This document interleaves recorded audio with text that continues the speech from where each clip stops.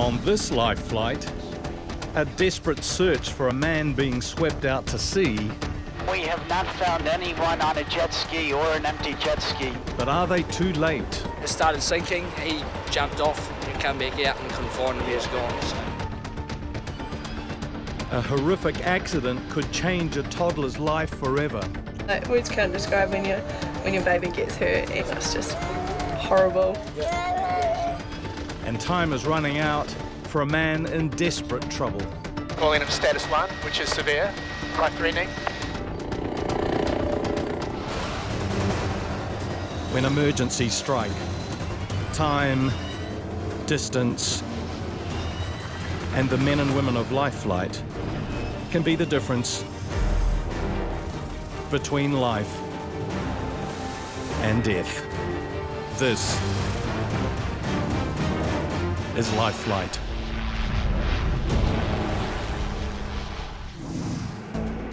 The Life Flight team are preparing for an immediate takeoff to try and save a man who has become separated from his jet ski and is at risk of drowning. The ETA to the search area, 15 minutes. Every moment is vital. Pilot Harry Stevenson and crewman Dave Greenberg plot a direct course to the Kapiti coast, over 50 kilometres away. G'day, we're just south of Bookeroo Bay at 1,000 conducting a low-level search.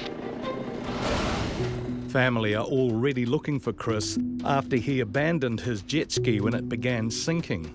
Wife Alicia is waiting anxiously for news. Crewman Colin Larson and intensive care paramedic Nigel Stevens will need all the help they can get to find a lone figure bobbing in the ocean. Colin, what water responses have we got going? The Kapiti Coast Guard and probably Mana, I would suspect as well. These are airplane islands here, so we're in the search area, guys. The Coast Guard have also been alerted and are responding, but the man has been in the water for over an hour and could be suffering severe hypothermia, placing his life in danger. The rider may have fallen off the jet ski, so you're possibly looking for a person in the water wearing a yellow life jacket over. Roger, thank you. The search area is the same coastline where Navy diver Robert Hewitt was lost for 3 days. Have you found the yellow jet ski that should be on the water with no one on board? Negative. There will also be a black jet ski with someone on who is in or around the yellow jet ski. We have not found anyone on a jet ski or an empty jet ski yet. The team begin their search, but without a definite starting point, they could be kilometres off target. Is the chop in the right area or not? They can't see any jet skis. Yellow jet ski. Okay. 5 o'clock. Right, On our tail. On our we'll tail. line up on that and then commence the pattern. The team must calculate the direction the man is drifting, but if they are wrong, the search will lose valuable time. He's going to be more affected by current and wind, so that's our next variable that we want to get locked down. And Kapiti Coast Guard from Westpac. Do we know what the current is doing at the moment? It is an outgoing tide, which means the drift will be to the south. Family members are using a boat and a second jet ski to search, but there's no sign of the man, and the swell is increasing, making the Westpac rescue chopper's search even more challenging. So we've just passed the GPS point of the jet ski. It's at 3 o'clock. The team make wider sweeps of the area, but the target is small and hope of finding him alive is diminishing. The Life Flight plane and its crew are on a mission to aid a 17-month-old baby in need of emergency specialist care. Dr. Stuart Miller and flight nurse Hayden Smith are concerned for the child's future. So this morning we've been asked to retrieve a 17-month-old boy who unfortunately got up to a pot of coffee sitting on the table and pulled it down on himself, and he suffered partial thickness burns to his body, to his hands, his chest and his abdomen and his thighs. 17-month-old William needs urgent treatment for his burns, which are causing severe pain and putting him at risk of going into shock. He definitely needs plastic surgery because to prevent scar tissue from impeding his ability to grow. If he is burnt on his arms, it can impede his ability to use his arms properly if the scar tissue forms. It's really important that they get to the specialty units, to the specialty burns unit. Pilot Dan Thompson and First Officer John Lowe land in Nelson, and the team make the quick journey to hospital. The injuries occurred just hours ago, and William's parents, Brad and Sarah, are still in shock. Oh, absolutely horrendous. Like, words can't describe when your baby gets hurt, and it's just horrible. The life flight team are continuing their search for the missing jet skier, but time is not on their side. Fastest the current could be would be maybe 3 knots. Yeah, and then but if we he's account for a bit of swimming. wind, Yeah. so we probably want to go. Got him. Target. 1 o'clock. Harry immediately changes course to investigate the object bobbing in the swell. 100 metres. 3 o'clock. Oh, got him inside. Deputy Coast Guard, we've got him in sight.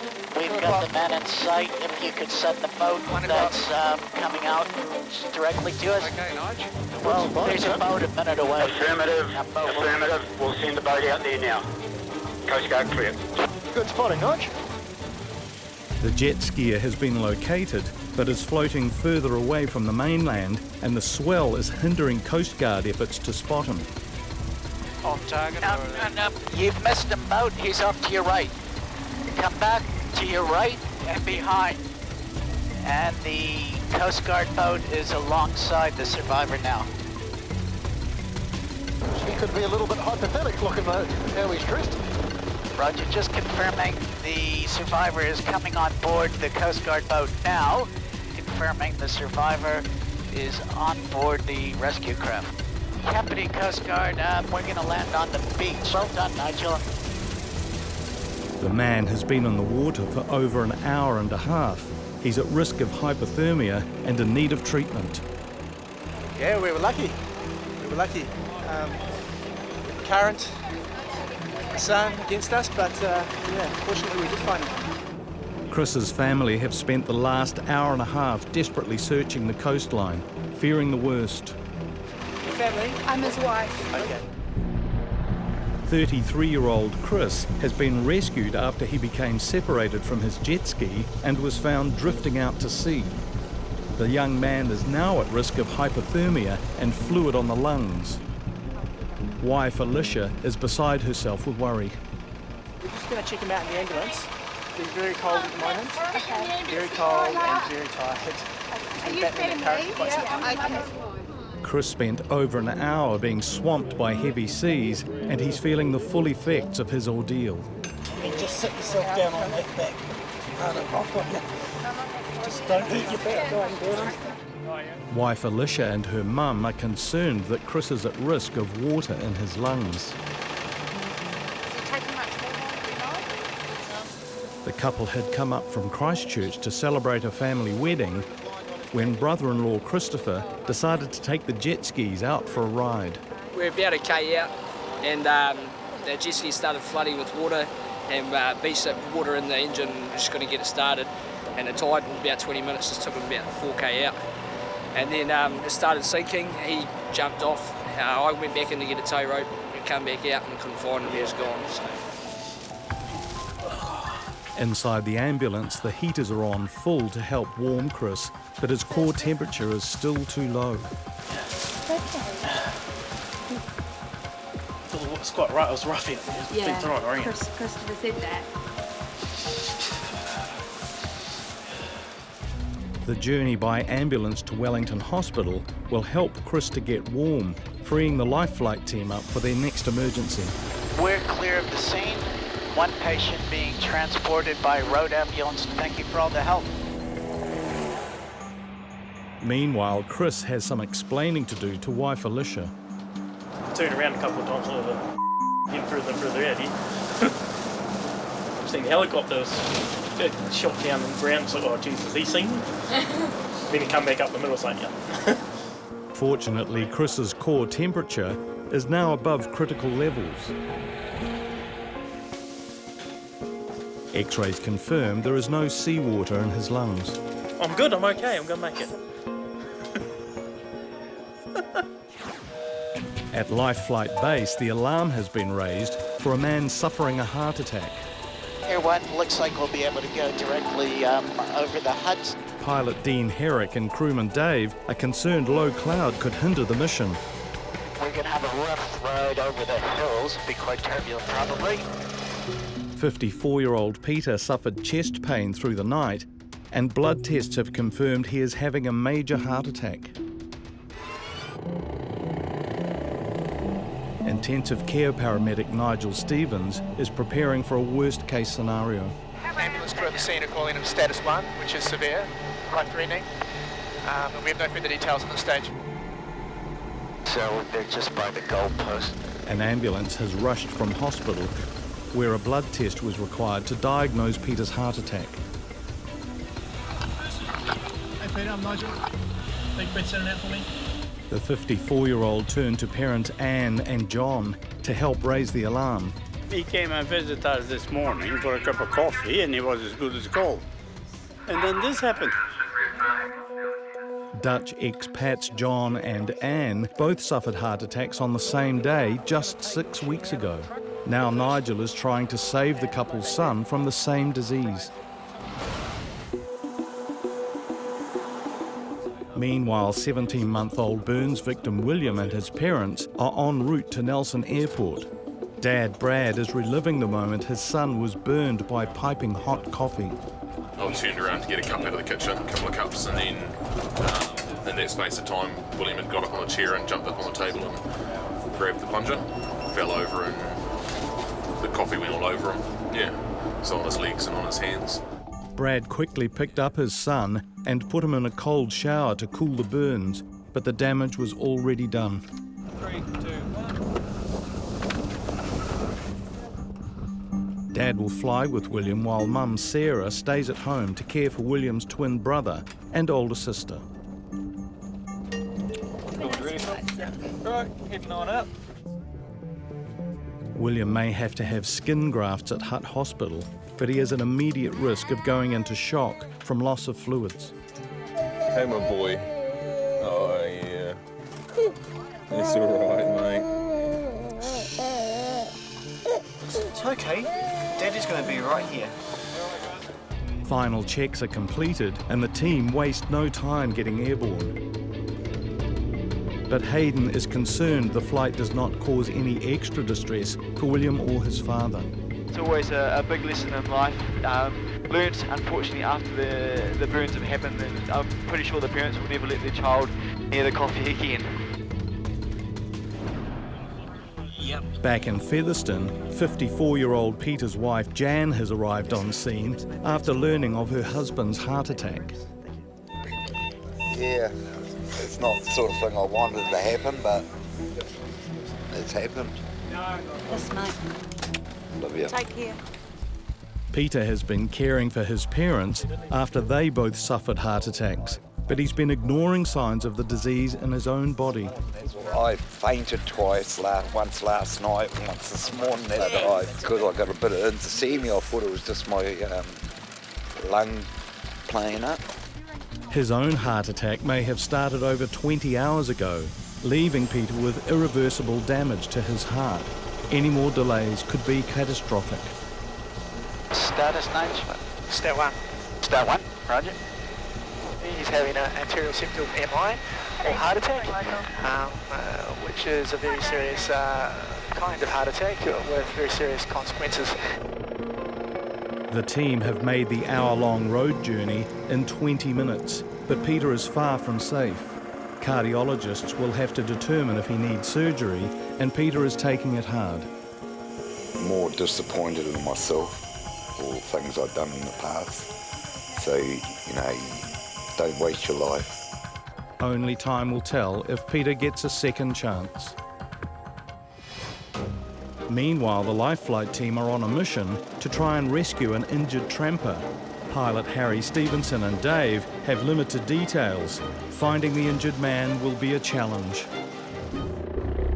The life flight team are searching for an injured tramper, but the Orongorongo Valley is vast and cell phone coverage is weak. Not getting through to the cell. Hey guys, we're just looking for 4 people waving at us on the river. Roger that, sir. The tramper has been racked with pain all night. Intensive care paramedic Hernan Holiday is concerned for his condition. There we go. Now, or yes? Yeah, on the nose there. Roger. Comms, Air 1 Wellington located.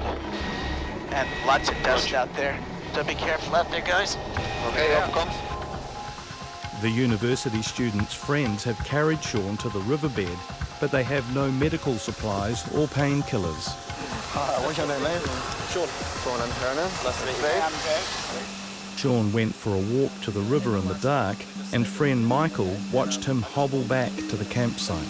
Oh, we were just out here camping, and then the boy tripped up, and yeah, I think Can you hop to the helicopter and help you? Yeah. Yes, so we do on so I we'll wait can hop. here. Yeah, I'll take your car. Get the pack off.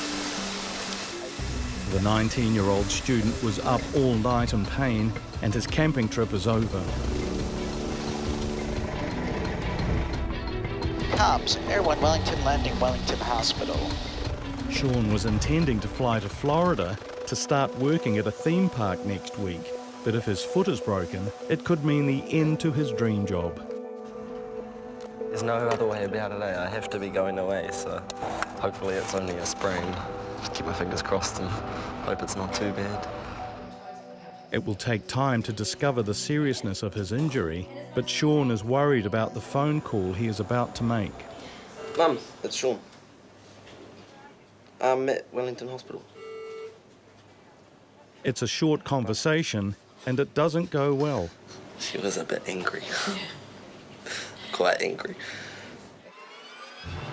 In Wellington, the Life Flight Air Ambulance is touching down with 17-month-old William, who is at risk of losing function in his badly burnt arms and legs. You know, bad things happen to anyone. It's just the way life goes, and we can't change what's happened, and you know, we've just got to trust that the people know that what they're doing is the right thing to do. Sure, he might have scars or something might happen to him later on down the track, but he's alive. William's burns are deep, but Dad Brad is just relieved his curious son is able to get the best care possible. Scarring's probably going to be a lot less because we can come to Wellington and get a specialist's attention, and I think like what happens was more life-threatening, you know. The Life Flight team arrive at hospital, where plastic surgeons will work to save the use of toddler William's hands. The outcome is dependent on how he heals, and it's up to him and up to the surgeons as to how well he goes. In ED, Sean is waiting to find out if his dream of working at an American theme park will have to be cancelled. G'day. Hello. Hi there, my name's Liz. Nice to meet you. Clinical nurse specialist Liz McIntosh is looking for signs Sean's foot is broken. What about here? Nah, it's not too bad, no. It's alright. Oh, yeah, that's... Sorry. No, it's okay. Quite bitey. Yeah. And quite jumpy, aren't you? Yeah. Sorry, darling. No, it's okay. Yeah, that's probably worth... Out of a 10, probably an 8 or 9. When she pushes on them, definitely a 9. Sean gets a visit from Mum Janet and her partner Clarence. He's obviously sprained his ankle doing something really silly. This is not a serious situation as far as we're concerned. He could have walked out, or his friends could have carried him out. It's painful. Well, I hope it is painful. It is. And I hope it is. Mum Janet is a regular contributor to the Life Flight Trust, but never expected to see her own son using the service. And I'm really sorry that we had to use the helicopter for something that wasn't that serious, was it? It is. There was no way I could have got out of there. Sean eventually convinces Mum that an airlift was the only reasonable way out of the bush, but Janet's worries turn to the 19-year-old's plans to work in Florida. As I said, I bet she breaks his leg before he goes. Thanks, Mum. X-rays reveal there are no broken bones, but there could be serious ligament damage, and Sean needs a moon boot, which means he might be getting on a plane after all. No, I'm relieved that he's well and that he's in one bit. Sorry. But he knows me well. He knew I'd be cross.